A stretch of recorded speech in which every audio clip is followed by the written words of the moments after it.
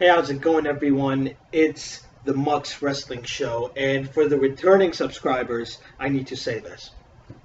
My channel name was Kneecap Wrestling before this. I revamped the whole channel. It looks different. You're probably going to see this in your subscription box, and you're going to say, what the fuck is this? This is a completely revamped channel, and the reason why I revamped this is because I want to do reviews. I want to make a proper show where I can review Monday Night Raw, I can review SmackDown Live, 205 Live, NXT, and maybe at times TNA, and of course the WWE pay-per-views and the NXT takeovers. I'm going to review them because I feel like I'm a huge wrestling fan, right? And when I see something on my television screen, I feel like I need to vent all my frustration out when it's shit, and when it's good, I feel like I need to share it with a lot of people. And YouTube is where I can share it with people, and you can see what my opinions are. You can hear me out, and if I'm wrong, correct me. If I'm right, you can tell me that you agree with me, so I know that I'm thinking right.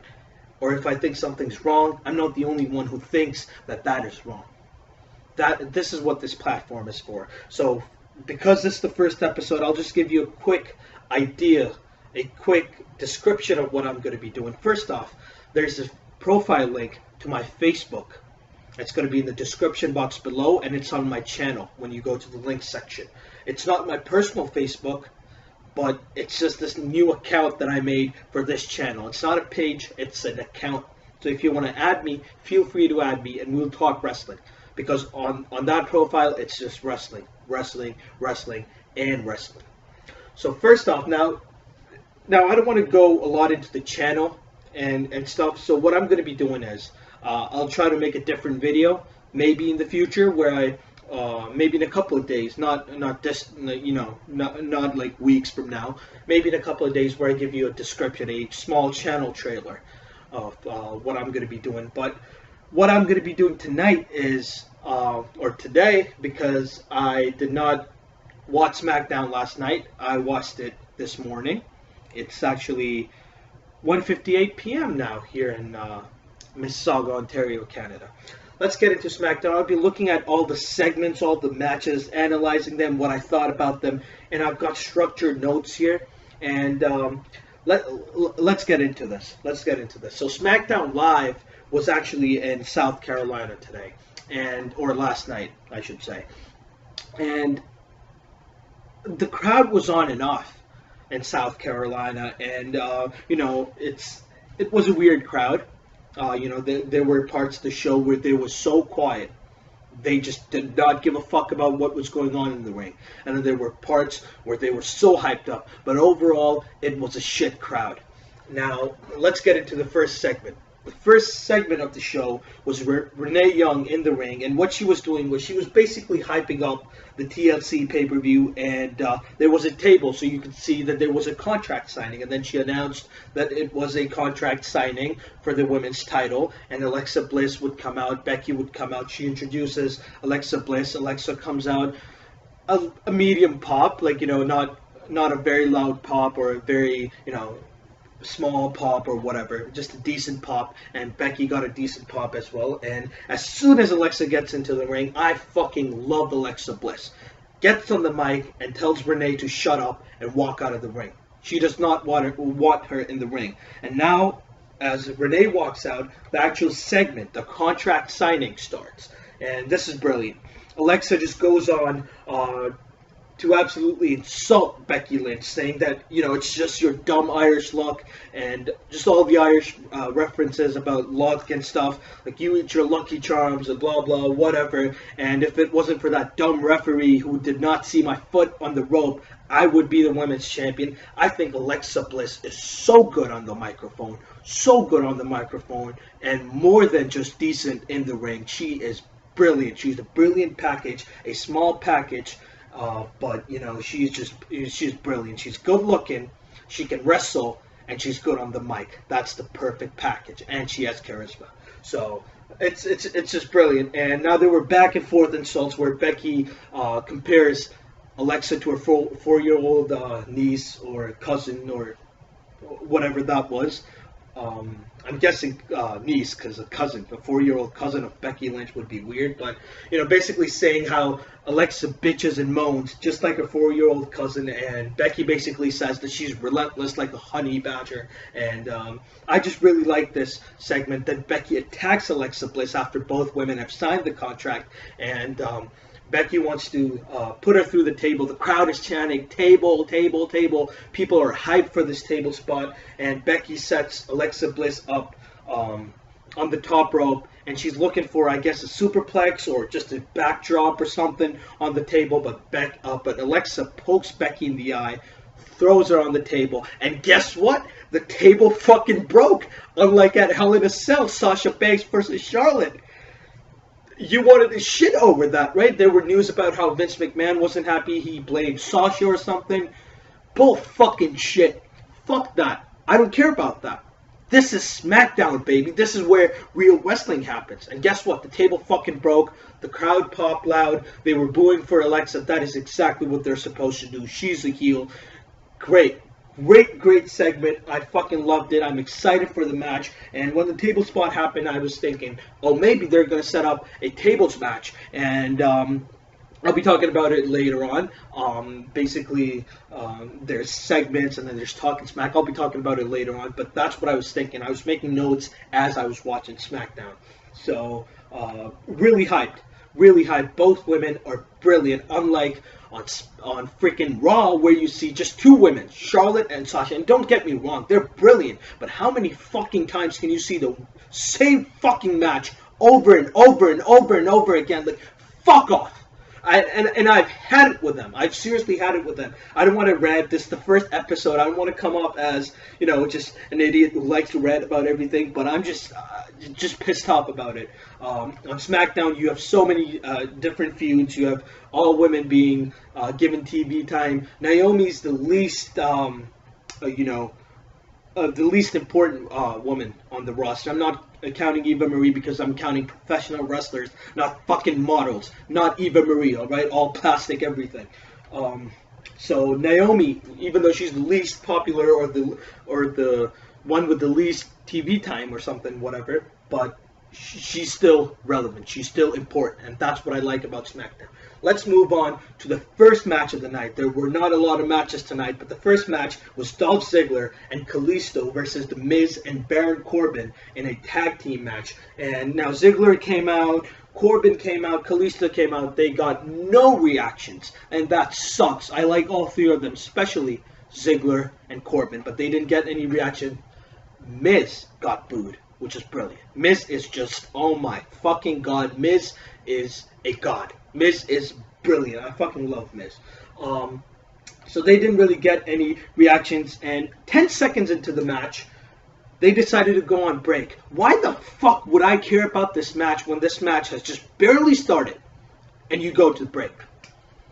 These fucking breaks piss me off so much, especially when they are at the beginning of the match. Either do it before their entrances or do it after the match, not during the fucking match, especially 10 seconds after the match starts. That's bullshit. And why should I care about this match when there's fucking breaks 10 seconds into the match? And now basically what happens is it was a slow match, whatever, didn't really care about it in the beginning, but Miz takes out a ladder, setting up the ladder match for Ziggler and The Miz. So he takes out the ladder, and Dolph Ziggler actually, now Dolph Ziggler and Miz are outside the ring in front of the announce table, and Miz is trying to Irish whip Ziggler into the ladder, but Ziggler counters, and he super kicks Baron Corbin, who's out there too, and then what happens is Kalisto does a suicide dive outside the ring, and now Miz is and then he throws Miz into the ring, and Miz is stunned against the ropes, and Dolph super kicks the Miz. And what happens is Kalisto and Miz, now they're in the ring, and now Ziggler and Corbin are outside the ring, and Maurice throws the ladder, or pushes the ladder at Ziggler. And it was a brilliant spot. I loved it, and Ziggler sold it like a boss, like he always fucking does.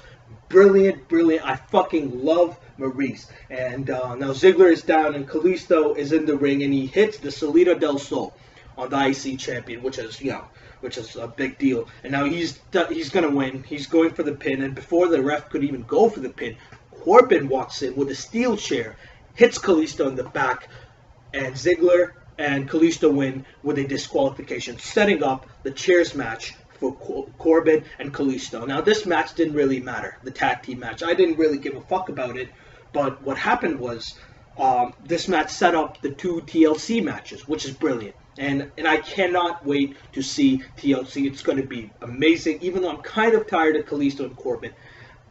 It's a whatever match. I hope Corbin wins. I hope Corbin beats the shit out of Kalisto. As far as Miz and Ziggler is concerned, I hope the Miz retains the title because he's just that brilliant.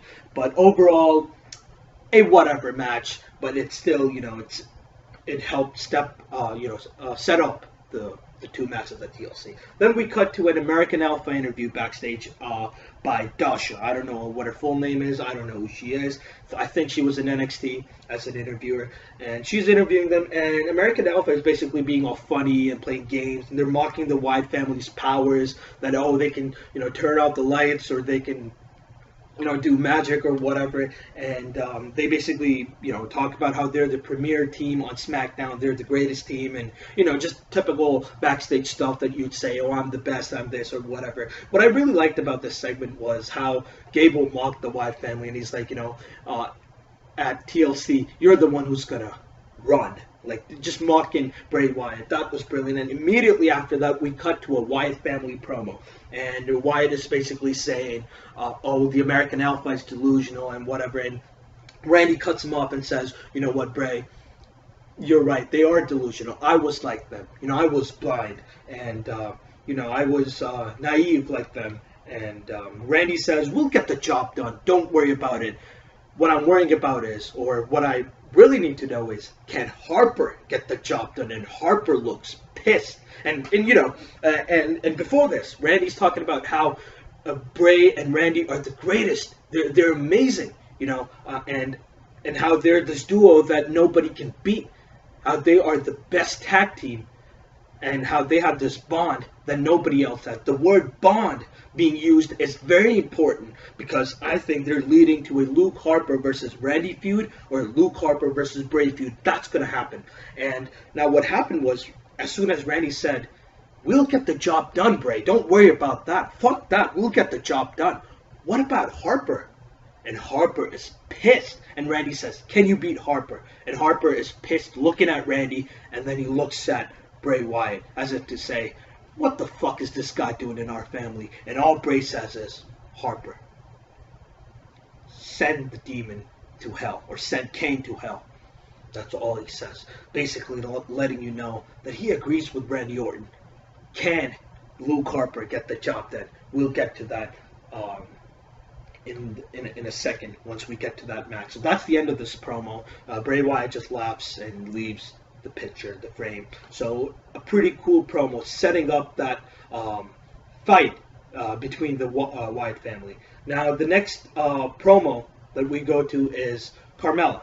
Carmella comes out and there's how you doing chants. Now I need to point this out. There's how you doing chants, right? Because she was in NXT and whatever. And she handled these chants so well. And I'm proud she did, because I wasn't really a Carmella fan. Never was. I just cared about her because she was with Enzo and Cass. I was like, yeah, whatever. She's there, and she's hot, and you can't teach that, blah, blah, blah, whatever. Didn't really care about her, but she's gotten better the way she's been booked. Thank you, SmackDown. Raw, take some fucking notes. This is how you book your women. I know you want all these matches, Falls Count Anywhere, Hell in a Cell, no DQ, ladder, blah, blah, blah. You don't need all these stipulations to book your women. Look at Becky, look at Alexa, look at Carmella, look at Nikki, Natalya, Naomi. Look at all these women. That's what you need to do. But she handled them well, and she said, they were chanting, how you doing? And she said, I'll be doing a hell of a lot better once I'm out of here. And the crowd booed her. Brilliant. Just shut the crowd up. Like, shut the fuck up. I'm a heel. I'm here to talk. Just boo me and shut your bitch asses up. Brilliant. Handled the crowd well. And then she's basically mocking John Cena, saying how she's gonna, she's just hyping this Total Divas bullshit. Like, oh, Nikki wants kids and whatever. She wants to get married, and she basically says, John Cena, I'm gonna beat Nikki so hard, I'm gonna deform her face, I'm gonna fuck her face up, and she won't be asking to marry you. She won't want any kids. She won't want any of that. Forget that. I will destroy her tits, basically, her Bella twins, which I think was hilarious. Whatever. And I cannot wait for this match. It's a no DQ match, and I cannot wait. So basically, what happened is she's mocking her, and now Nikki comes out. And the way Nikki comes out, this is so well put together. No nonsense, no bullshit. Nikki's running to the ring, comes into the ring, and I don't know what she did to Carmella. Was it a spear or was it a takedown? Whatever it was, looked good. Kind of weird because I couldn't tell if it was a spear or a takedown, but whatever. It was done pretty good. No nonsense. She doesn't want any of fucking Carmella talking about her man or talking about her personal life. Fuck that, right?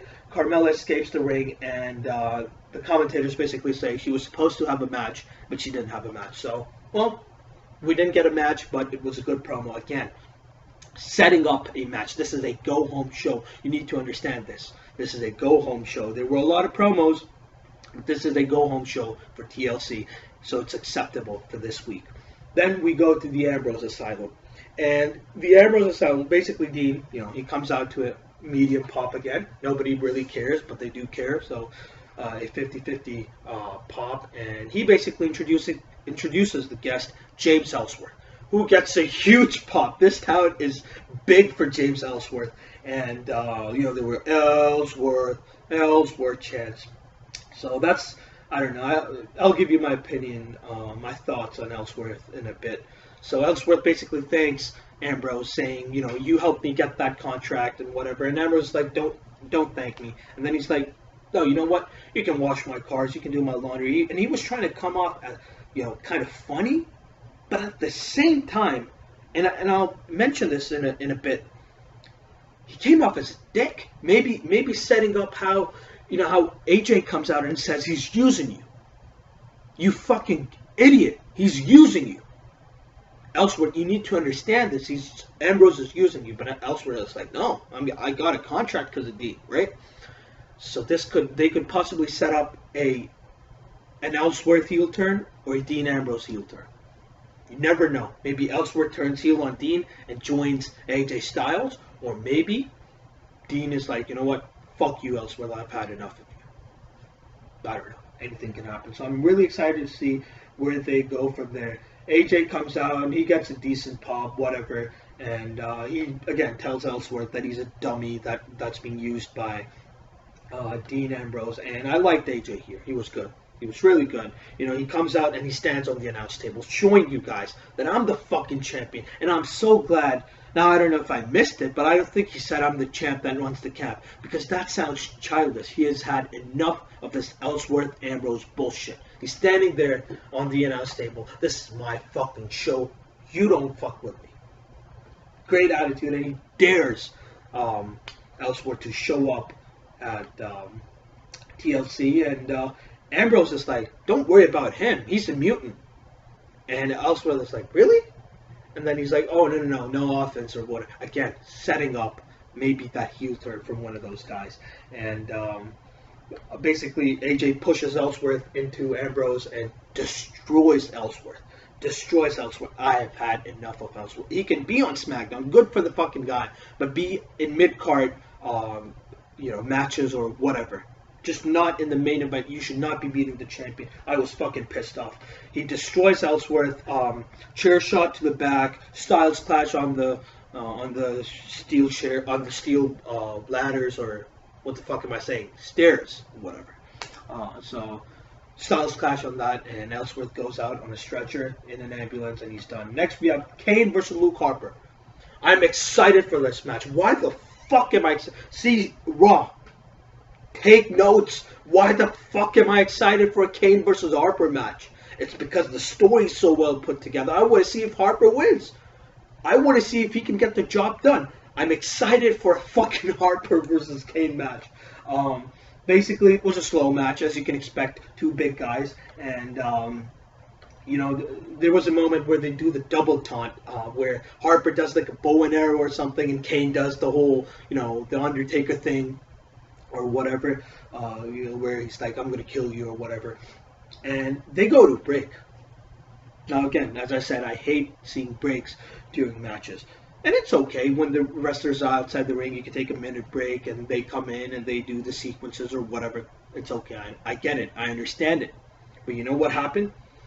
When they were at break, fucking Luke Harper does a springboard senton atomico. And now if you don't know what that is, because I got this move from the commentator, Thank you, Moro, or whoever the fuck that was. I don't know the names like that, right? It's basically like, you know, you're standing at the apron outside the ropes, and you flip over, a senton over, onto the opponent who's inside the ring. For someone like Luke Harper, a huge man, that should be on my television fucking screen live. Not during the breaks. Just fucking fuck. I was pissed off about that. And basically what happens is Kane goes for the choke slam, and it gets reversed by Harper, who goes for the discus clothesline, and that gets reversed, and then Harper sidewalk slams Kane. 1, 2, Kane kicks out. Harper hits him with a super kick, a 2 count, and Kane kicks out. And I was fucking shocked. Harper was shocked. He's like, how the fuck am I gonna beat this guy? And he was thinking, what is Bray gonna think or whatever. And then there's a superplex from Kane to Harper, and both men are down, and Kane gets up demon style, you know, good old, excuse me, good old Kane. And what happens is they have back and forth punches, and Kane choke slams Harper after the back and forth punches and wins by pinfall. And this is just, you know, I can't wait for Harper to turn on Bray, or Bray to turn on Harper. It's going to be amazing. And Harper basically couldn't get the job done. Kane got the victory. Now we go to a backstage interview with Becky Lynch, who's outside the trainer's room, and she says that she has a spine bruise, but she's going to be at TLC. And I fucking loved it that they allowed her to be badass. She said that she's going to take care and she'll get revenge on that bitch, which is Alexa Bliss. I'm glad she used the word bitch. I mean, you know, this is what we've come to. This is what we've come to, where we're like, oh, he said ass on TV. That's brilliant. She said bitch on TV. That's brilliant. That's fucking weird, man. But the commentators didn't say anything about it. They didn't say, oh, Becky, you know, I've never seen Becky like this, or Becky is just furious or whatever.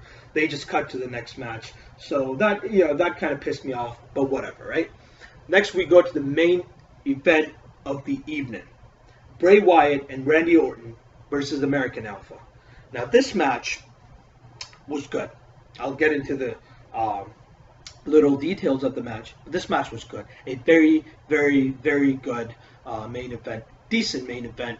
You know, I'm not going to say a great main event, but a very good main event. So Mauro basically mentions in the beginning how Orton proved his loyalty and his friendship or his brotherhood towards Bray Wyatt at Survivor Series when he took the spear by Roman. So that was pretty cool, you know, how you evolve the stories and you kind of explain them. I like that, you know, just the one sentence and you explained that. Brilliant. And now when American Alpha were coming out, they have their achievements, and they mentioned how Jason Jordan, I don't remember what Jordan's achievement was, but for Chad Gable, it said, you know, he was in the Olympics, 2012 or whatever. I don't get it. Why don't you mention their NXT runs? I mean, that was pretty good, but they didn't mention it. It is what it is, right? Now, what happens is the match is kind of slow in the beginning, but they go in the corner, American Alpha's corner. Gable tags himself in, punches or, you know, hits him with the shoulder, hits Wyatt with the shoulder, and then Jason tags himself in, and a double drop kick to Bray Wyatt. Beautiful drop kick. Both men have great drop kick. And now, excuse me, Jason Jordan goes for a splash. Like he goes off the ropes. Like he hits the ropes, tries to go for the splash. Wyatt moves out of the way. He hits the other ropes so fucking hard. It looked good, and I hope he's okay. He looked okay during the match, and just amazing. And now then we get to the whole You know, Bray Wyatt tags Orton in, and now Orton has Gable in a chokehold or something, right? And then Bray's just shouting at him, harder, Randy, or Randy, look out, Randy, do this, Randy, do that, good, Randy, yes, Randy, no, Randy. I loved it. See, these small things matter so much. What does that tell you? Think about it. I'll give you 3 seconds. Think about it. If you didn't get the answer is Bray Wyatt is in charge. You understand me? This is what that told you. Bray Wyatt is in charge. Don't matter how many, it does not matter how many fucking title reigns Randy has had, how many world title reigns, tag team title reigns, IC title, whatever he's had, Evolution, Legacy, blah, blah, blah, whatever. Right now, Bray Wyatt fucking controls the Viper, the Legend Killer. He controls it. Brilliant. I loved it. He's chanting, he's telling Orton to finish Chad Gable, and basically there are 2 hot tags. Orton tags Bray Wyatt and Gable tags Jordan in, and now this last sequence of the match starts, and it was brilliant. What happens is Jordan drop kicks Orton, and then he hits Bray Wyatt with a belly to belly. That was pretty good, and then Jordan throws Orton outside the ring, and he signals Chad Gable. He does something like, hit him. And Gable does a cannonball outside the ring on Randy, and that looked pretty good. And what happens is Jordan now, he takes a singlet off, like, the whole I'm gonna fuck you up time, where he's like, doing his thing, Jason Jordan. I love it when he takes a singlet off, and you can tell he's gonna fuck his opponent up, and it was brilliant. He hits the Bray Wyatt with a German suplex, and the lights go out as soon as he takes a singlet off, and Harper is there standing like this, and Jordan gets distracted, so Wyatt goes for the Sister Abigail, but Gable comes inside the ring and drop kicks Bray Wyatt, and now what Jordan is doing, he's setting up Bray Wyatt for the Grand Amplitude, because Gable is standing behind him, and an out count, like Randy Orton comes in, RKO to Chad Gable, freaking brilliant. And now as he RKO's Gable, Jason Jordan spears Randy Orton into the turnbuckle, and on the other side is Bray Wyatt. So he runs towards Bray Wyatt. Luke Harper pulls Bray Wyatt out of the way. Brilliant story. Again, the story is what matters. The thinking, the mindset, that is what matters. Brilliant. I fucking loved it. The sequence, the last 5 minutes were brilliant. Now, as he misses Bray Wyatt, he hits the ring post so fucking hard. Bray goes for the Sister Abigail. 1, 2, 3. Brilliant. I fucking loved it. And now you can see that Harper has earned the respect of Bray Wyatt again, because he has helped them win, and now it's going to be Wyatt and Orton versus Slater and Rhino at TLC. I hope Wyatt and Orton win. I mean, good God, I want them to win. This is going to be epic. Then this wasn't the end of the show, even though it was the main event. It wasn't the end of the show. We go backstage for an interview where I think it was Renee. I don't even remember. Somebody interviewed Rhino and Slater. And AJ interrupts and says, nobody cares about the tag teams or whatever. And Ambrose walks in and he attacks AJ Styles, calls him a bastard. Again, I have to mention these words because, it's the PG era. So he attacks AJ Styles, and now he's beating the shit out of him, throwing him at tables, throwing him at sofas, over the tables, punching him. And Slater and Rhino are in the background just cheering for Ambrose, saying, beat him up, Ambrose. Yes, go, Ambrose. Blah, blah, blah, whatever. And that's the end of the show. Overall, a decent show, but, there were too many segments, as I said, but it was a go-home show, so it's understandable. But, again, just 3 matches. There's more matches on NXT, a 45-minute long show. It has more matches than SmackDown, but it's okay. I understand it. It's okay. Because the 3 matches that took place all meant something. They all meant something. They were setting up for the pay-per-view, and I'm glad that they were set up nice, and I'm excited for TLC. American Alpha, the positives. American Alpha got more TV time. And I love it. I fucking love American Alpha. They proved themselves on the main roster to all the casual fans and probably Vince McMahon. Hey, you give us time, we will fucking run the show. That is exactly what Alpha did. You know, the matches from NXT, they had time and they just destroyed it. They fucking were brilliant, and it's good to see them getting more time. And again, it wasn't a very impressive show, nothing brilliant, but it was a pretty good show. And again, as I said, I'm excited for TLC. Now we go to Talking Smack. I don't have a lot of notes for Talking Smack. I'm just gonna say, you know, Daniel Bryan wasn't there. Mike Mizanin, not the Miz, was the host, and I think he did a brilliant job. He was in and out of the character, brilliant. And he's basically shitting on Daniel Bryan, and he's doing shoot-like promos again, and he's you know, just again talking shit about Bryan. So maybe they're setting up Bryan versus Miz, but I was reading somewhere that Bryan is just doing this for fun. You know, all the stuff that he does on Twitter. Oh, Sammy, come to SmackDown, or Cesaro, come to SmackDown. The company isn't telling him to do so because they have no plans for a Bryan feud. So I don't know if we're going to see Bryan versus Miz, but it is what it is. Now, one quick thing that I want to mention before I end this. It's been a long episode. I've never made such a long video. My voice was cracking up. I apologize for that. I'm going to get used to this. One thing. During the Talking Smack, if you can go back when Becky was there.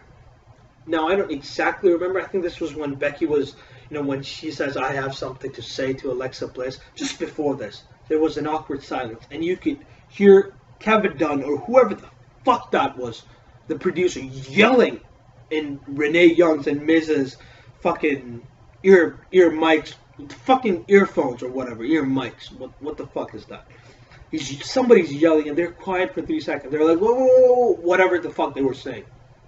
Shut the fuck up. Let them do what they're doing. Shut up. Just, it pisses me off when I have to hear the producer. I get it, it's a live show, or whatever the fuck it is. I don't even know if it was live. It was after the 205 Live. Just whatever. That pisses me off. And as I mentioned, the 205 Live, I'll be doing a review. Just now, you're going to see me in the same clothes, whatever, after this. Thank you so much. I put so much work into this. I'll show you how much work I put into this. I'll show you my passion through my work. All these notes that I made, I'll try to get a picture of them at the end of this video so you can see how much I love professional wrestling. Thank you so much once again. Please subscribe to the MUX Wrestling Show, because this is going to be a weekly show. I'm going to be doing pay-per-views, Raw, SmackDown, NXT, 205 Live, predictions, previews, reviews, all kinds of things. Thank you so much. I'll see you again. That's too many thank yous, but thank you. And I'll see you again pretty soon in the 205 Live video. Same clothes in a minute. Catch you there.